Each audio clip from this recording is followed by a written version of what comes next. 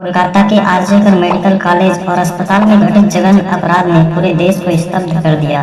बात है 9 अगस्त 2024 को, जब एक 31 वर्षीय ट्रेनी डॉक्टर, जिसे अपने कैरियर में आगे बढ़ने के लिए कड़ी मेहनत करनी थी, आइए जानते हैं विस्तार पूर्वक। उस रात पीड़िता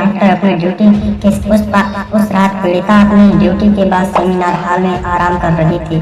तभी संजय राय नाम का एक शख्स, जो कि कोलकाता पुलिस का एक नागरिक स्वयंसेवक था, उसने शराब के नशे में वहां प्रवेश किया जहां पर डॉक्टर बिटिया सो रही थी। संजय राय ने इस अवसर का फायदा उठाते हुए पीड़िता के साथ वहशी व्यवहार किया। इससे पीड़िता के साथ बर्बरता से बलात्कार किया गया और उसके दम घुटने से उसे प्रताड़ित किया गया। पोस्टमार्टम रिपोर्ट में स्पष्ट हुआ कि पीड़िता की मृत्यु दम घुटने से हुई है और उसके शरीर पर 14 से अधिक चोटों के निशान पाए गए, जिसमें से कई चोट उसके जननांगों पर भी पाए गए हैं। पोस्टमार्टम रिपोर्ट ने इस मामले से भयानक उजागर किया है। पीड़िता के शरीर पर चोटों के निशान साफ दिख रहे थे, जिससे यह स्पष्ट हो रहा है कि उसके शरीर के साथ बलपूर्वक बलात्कार किया गया था। रिपोर्ट में यह भी स्पष्ट था।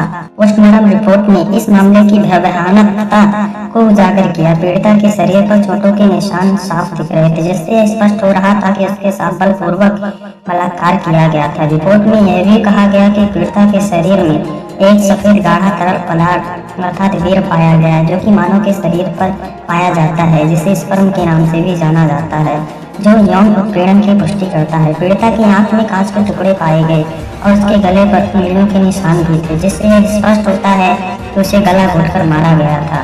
उसके पैरों की स्थिति यह दर्शाती है कि उसे बेरहमी से उसके शरीर में प्रताड़ना दी गई थी, जिससे उसके दोनों पैरों की टांगें फाड़ दी गई थी, जिसके कारण उसकी मृत्यु हो गई। मृत्यु के पक्ष यह खबर उसके परिवार वालों को जब बताई गई तो पीड़िता के परिवार के लिए यह समय बेहद कठिन था। जब उन्हें अस्पताल से फोन आया, लेकिन फोन पर तो उन्हें यह बताया गया था कि उनकी बेटी ने आत्महत्या कर ली है, परंतु जब वे अस्पताल पहुंचे तो उन्हें 3 घंटे तक इंतजार कराया गया कि आप अपनी बेटी से नहीं मिल सकते। आखिर क्यों, यह जानने के लिए आगे सुनिए। जब अनंततः पिता को अपनी बेटी का शव देखने की अनुमति मिली तो उनकी हालत देखकर वे स्तब्ध रह गए। उनकी बेटी के शरीर पर कोई भी कपड़े नहीं थे और उनकी बेटी की आंख में कांच के टुकड़े थे। उनके पैर 90 डिग्री तक फैले हुए थे, क्योंकि अपराधी संजय राय ने उस डॉक्टर बिटिया से सेक्स के दौरान इतना उनकी टांगों को फैला दिया था कि उनकी दोनों टांगें 90 डिग्री तक घूम जाती थी। सोचिए कितना दर्द उस 31 वर्षीय डॉक्टर बिटिया ने सहा होगा, जो दर्शाता है कि उसके साथ अमानवीय बर्ताव किया गया था। परिवार के लिए यह दृश्य किसी बुरे सपने से कम नहीं था और उन्होंने अस्पताल प्रशासन पर इस जघन्य कृत्य को छिपाने का आरोप लगाया, जिसके कारण इस आरजे मेडिकल कॉलेज के डॉक्टर एवं कोलकाता के अन्य लोगों ने इस घटना की सही जांच और अपराधी को सजा दिलाने के लिए जमकर प्रदर्शन किया।